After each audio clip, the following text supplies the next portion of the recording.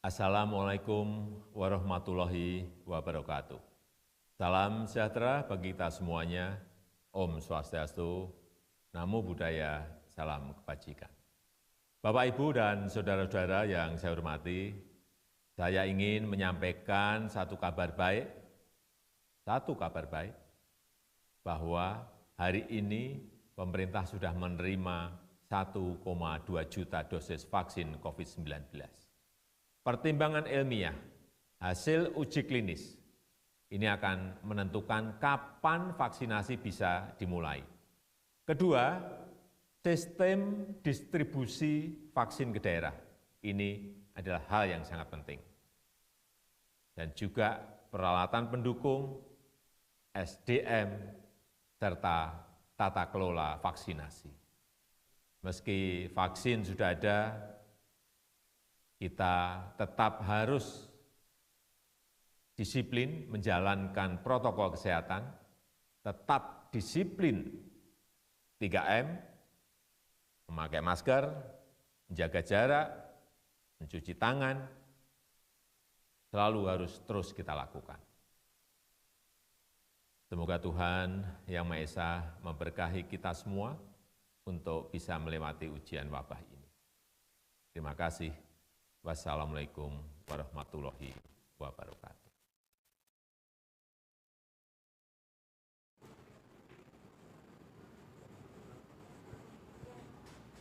Halo pemirsa, selamat sore. Tadi dari video sambutan Presiden kita Joko Widodo sudah disebutkan ya bahwa vaksin sudah tiba nih.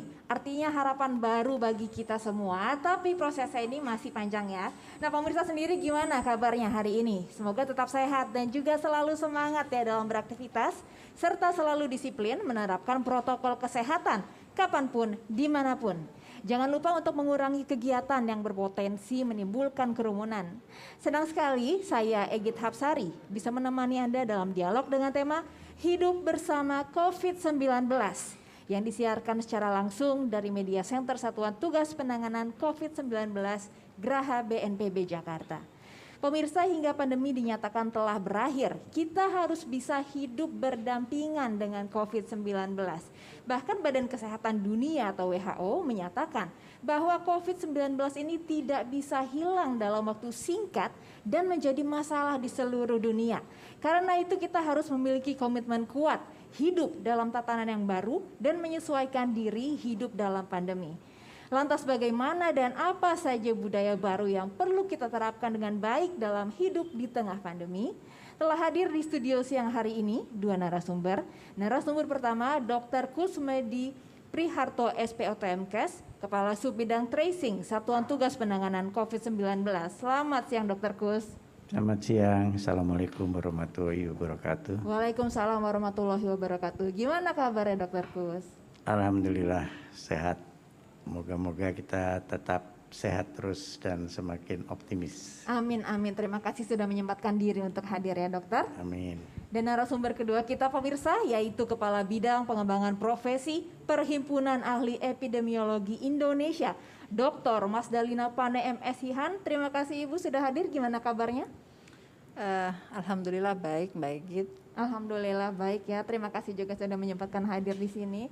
Dan pemirsa, sebelum mulai perbincangan sebagai informasi, kondisi studio telah disanitasi, mikrofon yang kami gunakan juga sudah didisinfeksi dan kami juga senantiasa menjaga jarak. Talk show ini juga memperhatikan protokol kesehatan dan ditujukan untuk semua kalangan.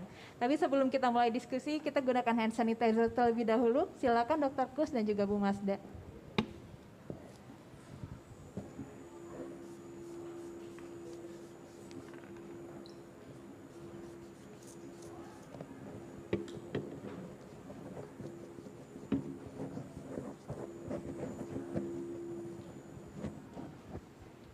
Baik, kita langsung tanya dulu ke narasumber kita pertama, Dr. Kusmedi. Dokter, tadi kan kita sudah mendengar, dan memang berita ini sudah santer di mana-mana bahwa vaksin ini sudah kita terima walaupun hanya 1,2 juta dosis ya. Tapi vaksin sudah datang, tapi apakah artinya hidup bersama COVID-19 ini, Dok?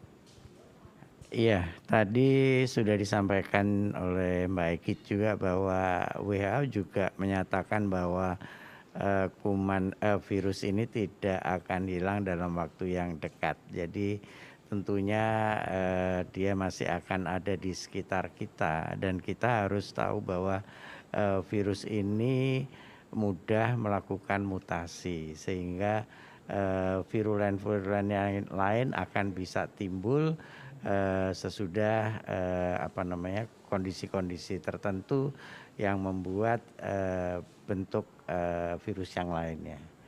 Jadi itu yang buat kita, saya setuju sekali tadi dengan ucapan Pak Presiden bahwa kita tetap harus bisa hidup dengan cara 3M, menggunakan masker, menjaga jarak dan mencuci tangan dengan menggunakan air yang mengalir.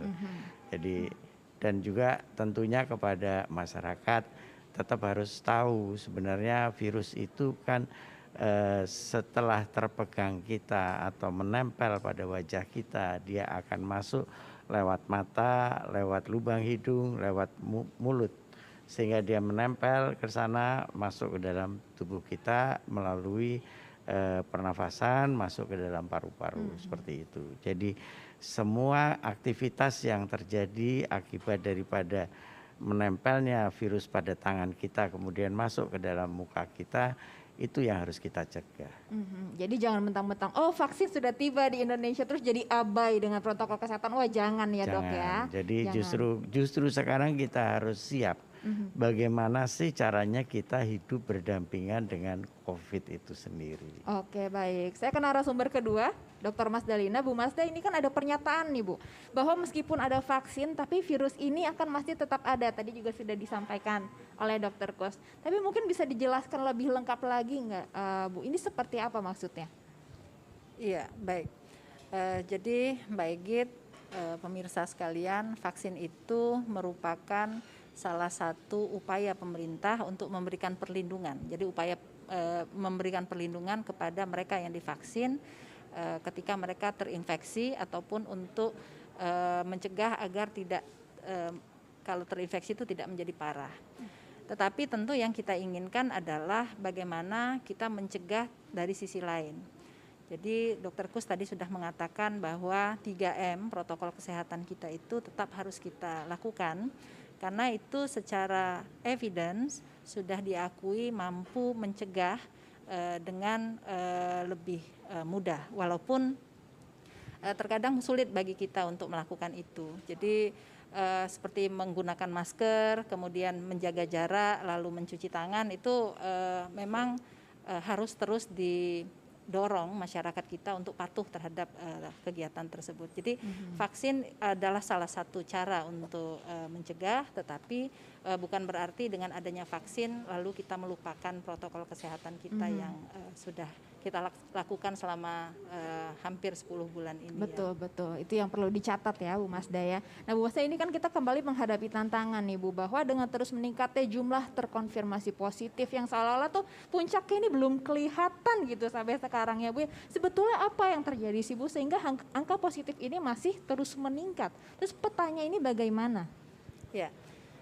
Jadi memang peningkatan kasus kita pada minggu-minggu terakhir ini cukup signifikan, tetapi menurut pandangan kami itu juga menjadi salah satu indikator kinerja teman-teman kita di lapangan, bahwa mereka mampu menemukan kasus sedini mungkin. Jadi mereka di lapangan itu harus mendapatkan tugas untuk case finding, menemukan kasus sedini mungkin dalam kondisi yang masih ringan, sehingga tidak banyak yang kemudian didapatkan kasusnya di rumah sakit. Kalau sudah didapatkan kasusnya di rumah sakit, tentu kondisinya sudah lebih berat atau parah, dan itu treatmentnya, penata laksanaan di rumah sakit tentu menjadi lebih sulit. Kemudian yang kedua yang menyebabkan peningkatan kasus kita, kemampuan kita melakukan testing juga makin meningkat saat ini. Jadi sudah hampir memenuhi indikator atau standar dari WHO 1/1000 dari jumlah penduduk. Jadi kita berharap bahwa kasus-kasus yang kemarin masih di permukaan seperti fenomena gunung es saat ini mulai kita deteksi lebih banyak, sehingga yang akan ke rumah sakit itu akan lebih sedikit karena sudah lebih dulu ditemukan dalam kondisi dini. Baik. Kemudian yang ketiga di subbidang tracing juga ada program kontak tracing. Kontak tracing itu kita melakukan pemantauan, jadi mencari sebanyak mungkin kontak erat, lalu melakukan pemantauan selama 14 hari. Nah, terkadang pemantauan ini yang kemudian menghasilkan kasus-kasus baru, ya, disebut klaster dalam keluarga, sehingga jumlah kasus juga akan meningkat. Tapi tidak masalah sepanjang dia dalam kondisi yang ringan dan bahkan tanpa gejala, supaya tidak sampai harus ke rumah sakit gitu. Jadi tidak apa-apa jumlah kasus kita itu banyak, tetapi jangan sampai angka kematian kita kemudian menjadi tinggi karena terlambat untuk dideteksi di awal. Oke, 3T itu tetap harus berjalan ya, Bu Iya, ya. 3T tetap Testing, harus berjalan. tracing dan juga treatmentnya. Treatmentnya. Tapi apakah ini ada korelasi mungkin dari masyarakat sendiri dengan hiruk pikuknya vaksin sudah tiba, lantas kepatuhannya menjadi menurun, Ya. sehingga angkanya terus menanjak yang positif? Ya, yang perlu kita ketahui juga bahwa vaksin saat ini adalah vaksin untuk kondisi emergensi, bukan untuk kondisi normal. Karena itu kita juga masih menunggu putusan dari Badan POM untuk mengeluarkan emergency use authorization. Artinya vaksin itu tidak diberikan untuk seluruh masyarakat, tapi diberikan kepada kelompok-kelompok yang berisiko. Yang pertama tentu yang risikonya lebih tinggi adalah tenaga kesehatan, karena mereka yang terus kontak dengan mereka-mereka yang terkonfirmasi maupun yang belum diketahui tetapi memiliki gejala, suspek kita menyebutnya. Kemudian yang kedua, mereka-mereka yang melakukan pelayanan kepada masyarakat, artinya bertemu orang lebih banyak.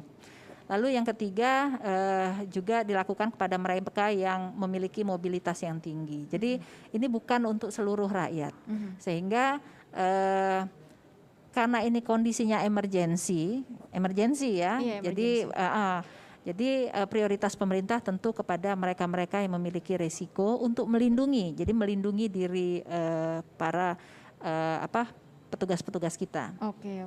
Nah, Dokter Kus, ini kan tadi kan kita sudah membahas bahwa virus ini bisa jadi akan terus ada bersama kita. Dan kita pun harus menyesuaikan diri untuk hidup bersama COVID-19 ini. Tapi bagaimana langkah-langkah yang harus kita lakukan supaya bisa menyesuaikan diri itu, Dok?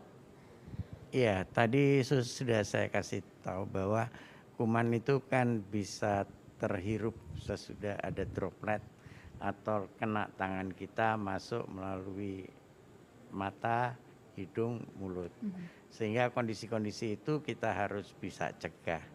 Nah, sebagai salah satu contoh nih ada titik hijau di dada sebelah kiri saya. ya. Tadi saya dari rumah sakit, kemudian saya diperiksa menggunakan temperatur gun, kemudian ditanya saya dari mana, menggunakan mobil sendiri, ya, kemudian saya dikasih tempelan hijau. Artinya menurut dia bahwa saya kemungkinan besar saya tidak membawa penularan terhadap itu semuanya. Nah, bagian-bagian yang seperti itu mesti harus kita mulai sosialisasikan kepada masyarakat. Bahwa kalau orang naik kendaraan misalnya, kalau kendaraannya beramai-ramai, ya kita harus hati-hati. Tapi kalau dia kendaraannya sendiri, dia lebih tentunya untuk memberikan penularan dia lebih sedikit.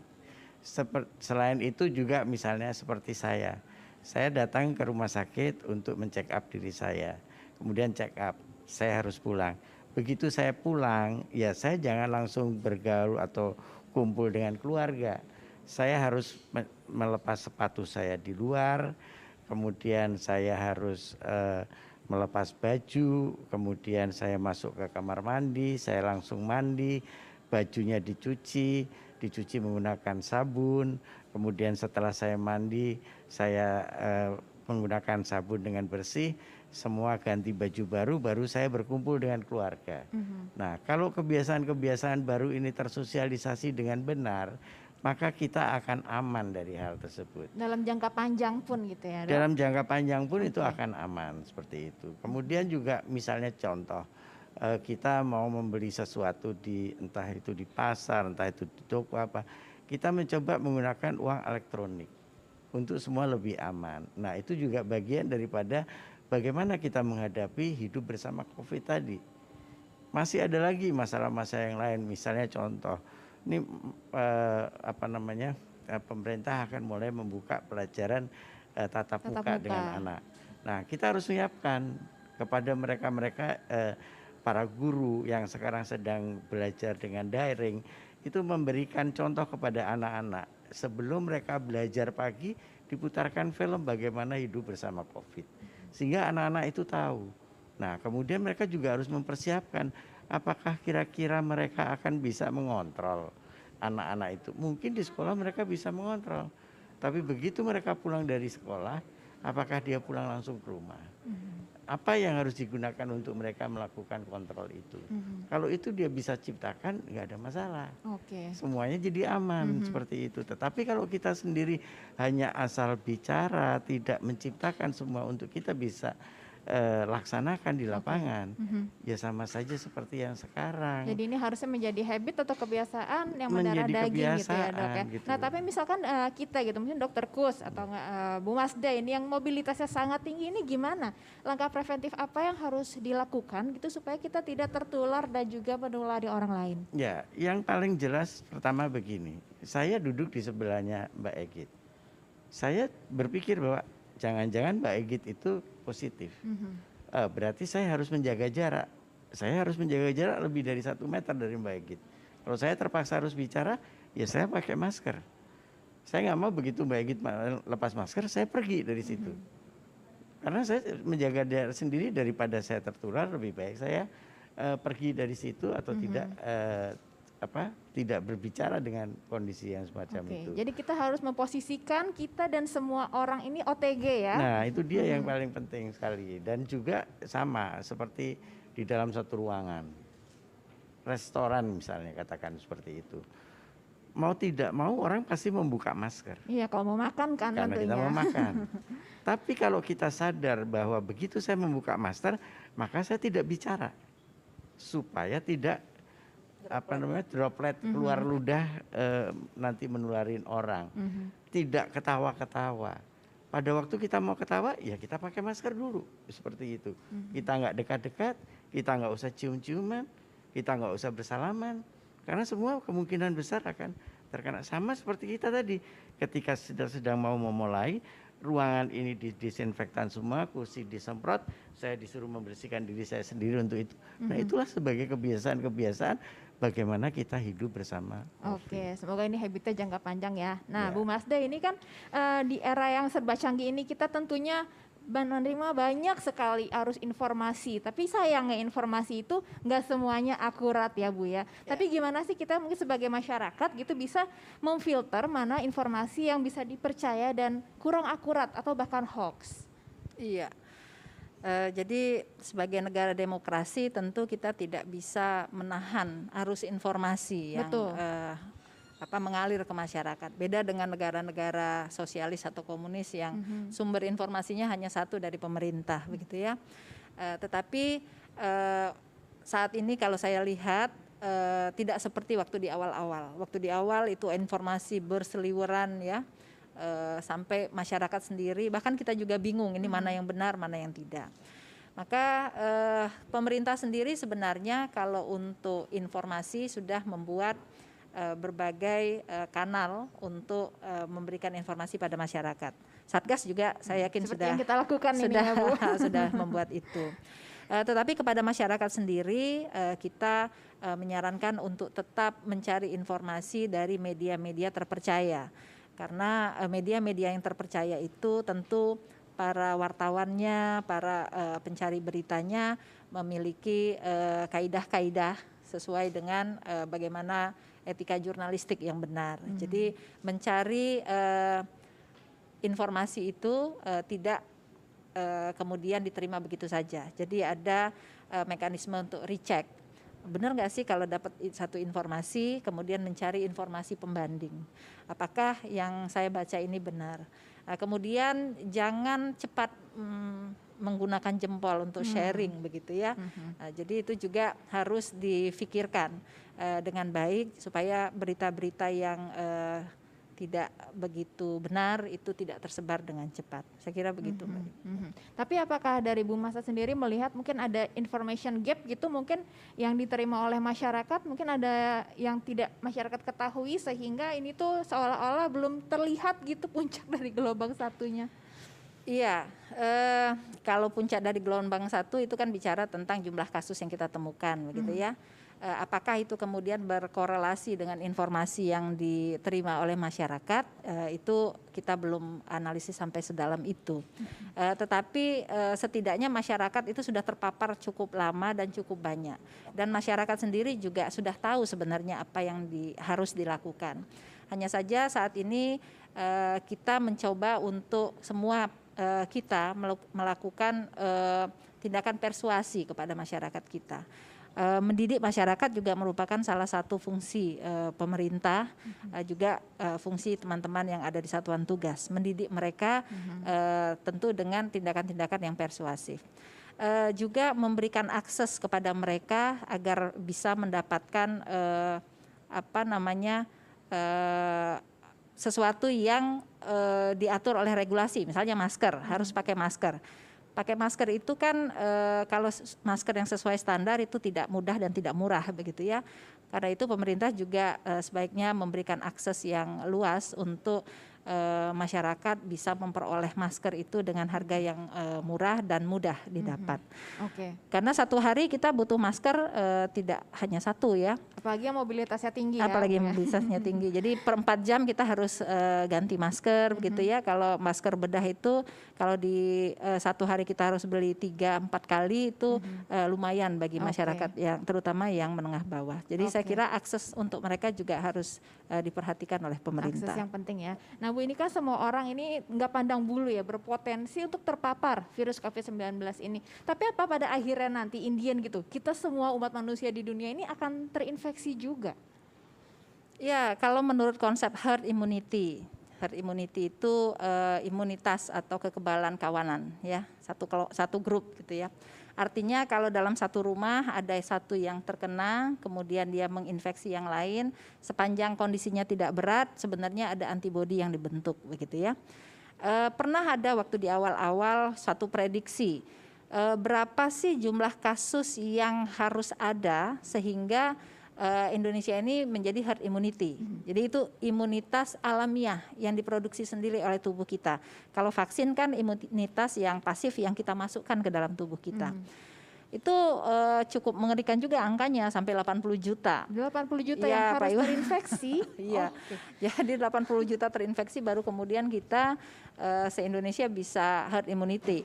Nah kalau kita hitung lagi, waduh kalau begitu nanti kelompok yang vulnerable, yang berisiko, yang memiliki yang komorbid itu berapa persen dari penduduk kita. Karena Pak Kus sebagai mantan kepala dinas tentu tahu tentang peta penyakit tidak menular kita ya Pak ya, cukup besar penyakit tidak menular kita yang menjadi komorbid. Nah itu yang sebenarnya tidak kita inginkan dan itu cukup berbahaya kalau kita biarkan begitu. Karena itu kita mencoba untuk kasus ini jangan terlalu banyak karena mereka juga akan membebani rumah sakit untuk penanganannya begitu. Begitu ya. Nah, Dokter Kus, ini kan kita kalau lihat situasi terkini di Indonesia, penyebaran COVID-19 ini semakin masif ya, angkanya semakin melonjak ini. Tapi kalau kita lihat rasanya tuh nggak ada ujung pangkalnya gitu Dok. Tapi vaksin ini kan sudah di depan mata ya Dokter Kus ya. Tapi bagaimana sih Dok baiknya kita tuh berperilaku walaupun vaksin ini sudah datang, sudah ada di depan mata? Ya, tadi kan disebutkan bahwa vaksin di Indonesia ini sebagai emergensi ya, langkah emergensi untuk pencegahan. Semua akan terjadi dengan kombinasi saya rasa ya, antara vaksin yang diberikan tadi, kemudian nanti juga ada mereka-mereka yang terkena akhirnya menjadi herd immunity seperti itu, dan tentunya vaksin ini kan tidak diberikan sekaligus kepada seluruh masyarakat Indonesia.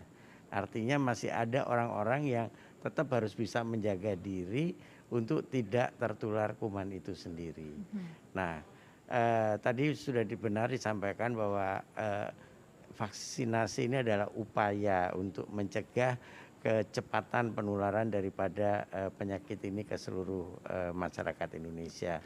Supaya kalau terjadi herd immunity itu tidak tiba-tiba melonjak. Kalau tiba-tiba melonjak, mana kasusnya dia semua berat, rumah sakit tidak mampu menampung, petugas kesehatan juga tidak mampu untuk menampung itu sendiri. Ngomong-ngomong lonjakan, ini kan udah Desember ya dok ya? Iya. Nah nanti kan akan ada liburan akhir tahun nih, cuti bersama. Kalau kita lihat pengalaman dari bulan-bulan lalu, ini kan cuti bersama, long weekend ini selalu jadi pemicu lonjakan kasus. Bagaimana dok nanti ini kita menghadapinya? Saya sudah beberapa kali menyampaikan juga bahwa kami orang-orang kesehatan ini tidak bisa sendiri untuk menyelesaikan masalah COVID. Kami butuh bersama-sama gotong royong, kami butuh partisipasi masyarakat yang sebagai garda terdepan, mereka bisa menjaga untuk dirinya sendiri agar dia tidak tertular seperti itu. Nah, kalau memang dia bisa melakukan itu, kita bisa bekerja sama, kita bisa saling menjaga.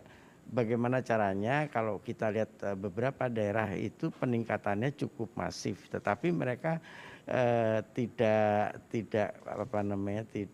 panik, karena mereka bilang nggak apa-apa kita ketemu, tetapi semua bisa dikontrol. Artinya tidak dengan penyakitnya menjadi berat, dia ketemu pada kondisi yang awal. Kemudian dia juga mungkin OTG yang seperti itu, sehingga pada waktu sembuh dia imunitasnya tumbuh, kemudian tidak jatuh kepada yang berat seperti itu. Oke, terima kasih dok. Nah ini saya ke Bu Masda dulu, mungkin terakhir singkat aja untuk Bu Masda, ini adakah Bu strategi besar gitu yang kita siapkan gitu untuk mengatasi terus meningkatnya kasus positif di Indonesia? Baik. Sebenarnya di buku pedoman pencegahan dan pengendalian pandemi COVID-19 itu sudah ada beberapa strategi. Jadi strateginya itu sebenarnya kalau kita lihat Mbak Egit, apakah COVID-19 ini terjadi di seluruh Indonesia? Kasus memang iya, tetapi kasus-kasus yang banyak itu terjadi hanya di saat ini 10 sampai 16 provinsi. Kemudian juga dari provinsi tersebut ternyata tidak seluruh kabupaten juga mengenai itu. Jadi sekitar 50 sampai 60 kabupaten. Jadi andai kata saja kita bisa fokus pada wilayah-wilayah tersebut sambil tidak melupakan wilayah yang belum yang kasusnya sedikit. Yang kasus sedikit tetap saja melakukan kegiatan-kegiatan surveillance, ILI, SARI ya, terus active case finding, menemukan kasus banyak-banyaknya, terus melakukan pemeriksaan. Itu merupakan strategi standar. Tetapi strategi itu tentu tidak bisa single strategi. Jadi ada beberapa strategi. Vaksin adalah salah satu strategi. Tapi yang terutama adalah bagaimana kapasiti kemampuan kita untuk mendeteksi, bagaimana mencegah dan bagaimana berespon. Jadi kalau sudah dapat kasus sebanyak apapun lalu dilakukan containment atau isolasi dan karantina dengan disiplin. Ya, isolasi dan karantina yang disiplin ini yang kita masih jadi PR besar gitu ya. Isolasinya di beberapa wilayah sudah tertangani dengan baik, tetapi karantinanya, jadi kontak erat dengan kasus konfirmasi ini kan juga harus dilakukan karantina. Harus di rumah selama 14 hari walaupun dia tidak dilakukan pemeriksaan karena tidak memiliki gejala. Jadi pemeriksaan kesehatan itu dilakukan pada yang memiliki gejala, bukan pemeriksaan kesehatan, swab ya? Itu dilakukan untuk yang memiliki gejala. Baik. Tetapi beberapa provinsi melakukan yang kontak erat juga dilakukan swab gitu. Baik. Dan mereka harus tetap dikarantina selama 14 hari. Baik, itu dia ya, mungkin strategi-strateginya dan juga PR yang disampaikan Bu Masda tadi, semoga kita bisa realisasikan bersama-sama ya Bu Masda. Terima kasih banyak Bu Masda telah hadir bersama kita untuk berbincang tentang hidup bersama COVID-19 ini. Terima kasih juga Dr. Kus pesan-pesannya tadi ya, bahwa tenaga medis ini tidak bisa berjuang sendiri ya, diperlukan kolaborasi dan bantuan juga dari masyarakat supaya virus ini segera berakhir pandeminya ya. Baik, terima kasih Dr. Kus. Baik pemirsa, tiba saatnya kita tiba di penghujung acara. Semoga bincang-bincang kita hari ini bisa bermanfaat untuk semuanya. Jangan lupa untuk selalu memakai masker dengan benar, menjaga jarak dan menghindari kerumunan, serta mencuci tangan pakai sabun dengan air yang mengalir. Ingat pesan Ketua Satgas Penanganan COVID-19, Bapak Doni Monardo. Apa yang kita lakukan agar disiplin, patuh memakai masker, menjaga jarak, menghindari kerumunan, serta mencuci tangan belum sebanding dengan beratnya perjuangan dokter dan tenaga kesehatan yang merawat pasien di rumah sakit. Mereka yang mengabaikan protokol kesehatan sehingga menimbulkan korban jiwa ini bukan hanya dimintai pertanggungjawaban di dunia, tapi juga di akhirat. Saya akhiri talkshow kita siang hari ini. Saya Egit Hapsari bersama tim yang bertugas dan para narasumber pamit undur diri. Selamat siang dan sampai jumpa.